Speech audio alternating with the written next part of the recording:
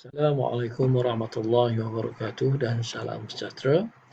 Hari ini kita akan menjurus juga kepada pelajaran kita yang seterusnya, iaitu berkaitan dengan sejarah tingkatan 3 bab 4, iaitu pentadbiran negeri-negeri Melayu tidak bersekutu. Sebelum ni kita dah pun belajar berkaitan dengan negeri-negeri Melayu, negeri-negeri bersekutu, dan sebelum itu lagi kita dah belajar tentang negeri-negeri Selat. Hari ini kita akan fokus tentang negeri-negeri Melayu tidak bersekutu. Jadi saya harap anak-anak didik saya semua berfikir dengan waras, buat nota dan jangan lupa ingat sejarah tentang negara kita. Baik, menyentuh tentang pentadbiran negeri-negeri Melayu tidak bersekutu atau singkatannya ialah Negeri-Negeri Melayu Tidak Bersekutu, NNMTB, terbagi kepada 4 buah negeri yang utama, iaitu Kedah, Perlis, Kelantan, Terengganu, dan satu lagi ialah Johor.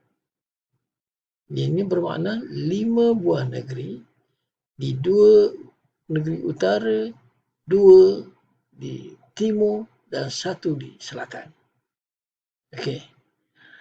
Terlebih dahulu, saya ingatkan, semenjak daripada Kesultanan Melayu Melaka, sebelum kedatangan Inggeris, negara kita dikenali sebagai pemerintahan kesultanan. Oleh itu, di negeri Perlis, Kedah, Kelantan, Terengganu dan Johor juga keadaan sedemikian turut berlaku. Okey, jelas itu. Jadi, perluasan kuasa British ini telah menyebabkan kemajuan dan kemakmuran bagi negeri Johor. Manakala perluasan bagi di negeri Perlis, Kedah, Kelantan dan Terengganu menyebabkan yang berpunca akhirnya sehingga perjanjian Bangkok 1909 yang menjadikan negeri-negeri Melayu Perlis seperti Kedah, Kelantan, Terengganu itu menjadi negeri-negeri di bawah naungan atau pentadbiran tentera British. Dan akhirnya setelah perjanjian tersebut, mereka telah menjadi sebuah negeri pentadbiran yang disatukan yang dinamakan sebagai negeri-negeri Melayu tidak bersekutu. Maknanya Perlis, Kedah, Kelantan, Terengganu, Johor ni dah jadi negeri-negeri Melayu dikenali sebagai negeri-negeri Melayu tidak bersekutu. Okey. Kita pergi pula kepada pemerintahan Kesultanan Melayu. Kita kenal dulu bagaimana pemerintahan Kesultanan Melayu di Perlis, Kedah, Kelantan, Terengganu dan Johor. Mana pada akhirnya nanti kita akan dapat mengetahui tentang apa itu pemerintahan Kesultanan Melayu yang ada di Kedah, di Perlis, Kelantan, Terengganu dan Johor. Okey. Kita bergerak kepada isi seterusnya, itu kita fokus kepada negeri Perlis lebih dahulu. Itu kita tahu Kesultanan Melayu ini ialah sistem kesultanan yang melibatkan raja yang memerintah sepenuhnya. Raja ini juga sebagai puncak kepada kuasa, yakni beraja di mata bersultan di hati. Beraja di mata bersultan di hati maknanya ialah apa yang ada di matanya dan dia berhak ke atas segala-galanya dan rakyat akan taat akan perintahnya. Didukungi oleh para pembesar dengan kedaulatannya. Okey, itu adalah sebelum kedatangan British. Jadi, ianya merupakan satu sistem kesultanan. Ingat, masa British dia panggil sistem kesultanan. Ini raja berkuasa mutlak. Okey, bagus. Bila kita menjurus kepada item seterusnya, kita pergi kepada kerajaan Perlis dahulu, iaitu Perlis ini wilayah terpisah dengan Kedah. Sebenarnya Perlis ini adalah pemberian Sultan Kedah kepada menantunya iaitu Syed Hussein Jamalullail. Okey. Okey, jadi walau bagaimanapun menantunya ini telah diiktiraf oleh Maharaja Siam pada masa itu sebagai Raja Perlis pertama pada tahun 1843 dan dikenali sebagai Pia Songkram Rama Wicit Wilis Asmara Pia Pelik. Okay, kalau awak tak ingat pun tak apa, awak cuma boleh ingat Pia Songkram pun cukup ataupun Pia Pelik. Istiadat-istiaran pun telah dibuat di Arau untuk beritahu kepada seluruh rakyat Perlis bahawa sekarang sudah ada seorang raja baru di negeri Perlis, bukan lagi di bawah naungan negeri Kedah. Jadi Syed Hussein ini Syed Hussein ini merupakan pemerintah yang mana beliau ialah dikenali sebagai Raja Syed Hussein Jamalulail dan menjadi pemerintah yang mana ianya berwibawa. Berwibawa ni mempunyai pengikut dan dikenali sebagai seorang yang hebat. Dan Tuan Syed Abdullah bin Syed Harun Jamalulail ini dilantik sebagai Raja Muda Perlis. Negeri Perlis ini dibahagikan kepada berapa mukim? 22 mukim. Ingat tu, nanti kalau ada soalan, tanya berapakah mukim bagi negeri Perlis? Maka jawablah. 22 mukim. Okey, seperti mana adakah mereka ini mengadakan hubungan luar? Ya, negeri Perlis mengadakan hubungan luar dengan Siam terutamanya kerana negeri Perlis ini memang sangat dekat dengan negara Siam. Dan mereka mengamalkan Undang-Undang Kesultanan Kedah sebagai rujukan. Ialah Pak Mentua kan. Okay, jadi mereka menggunakan Undang-Undang Negeri Kedah sebagai rujukan. Kita bergerak kepada negara yang seterusnya. Dulu dikenali sebagai negara ya, iaitu negeri Qadah Darul Aman. Kedah ini kami dikenali sebagai Qadah ya. Kerajaan Kedah ni dari abad ke-7 lagi. Maknanya sangat awal kerajaan ini bertapak di negara kita. Dan Islam telah datang di Kedah sejak abad ke-12, maknanya 1100. Masih dia dah datang. Sekarang tahun 2021 kan. So 1100 dia dah datang.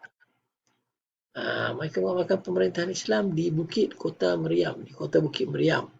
Yang mana Sultan pada waktu tersebut telah ditukar menjadi Sultan Muzaffar Shah.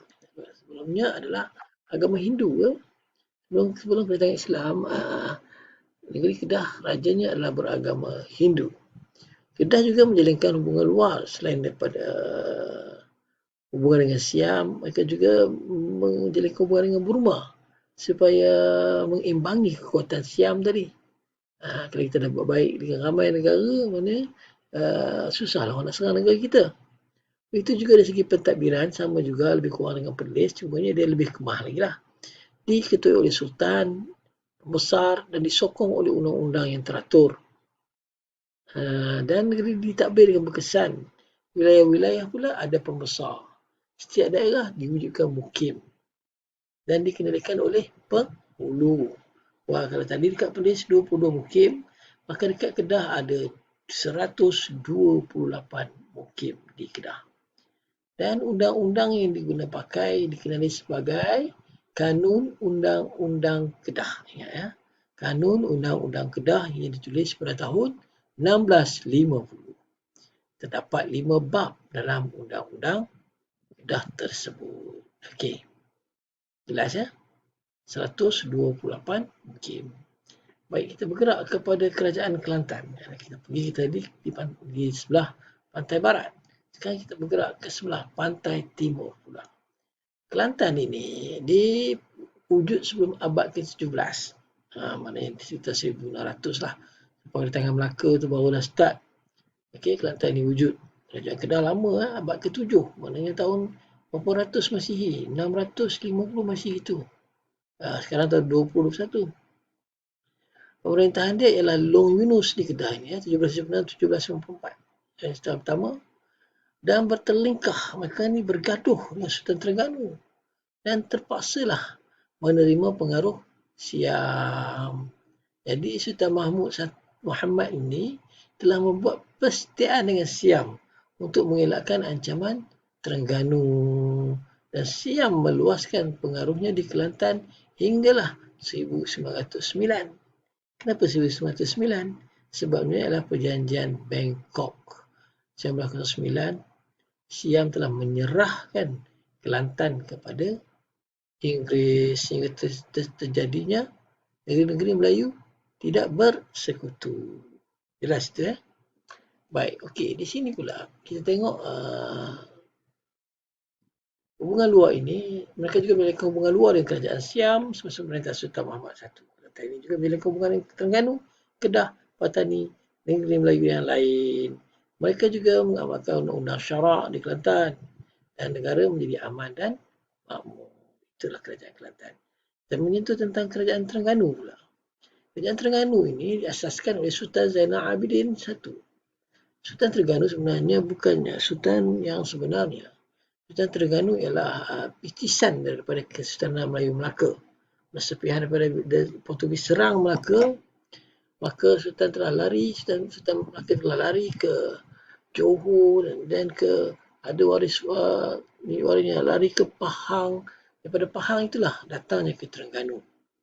Dalam abad ke-16 juga, dalam abad ke-18 baru Kesultanan ini wujud, maka telah membawa kemajuan dalam negeri dan memelihara kedaulatan kerajaan. Mereka juga menjalinkan hubungan dengan Siam sejak abad ke-18, menjalinkan hubungan dengan Kelantan,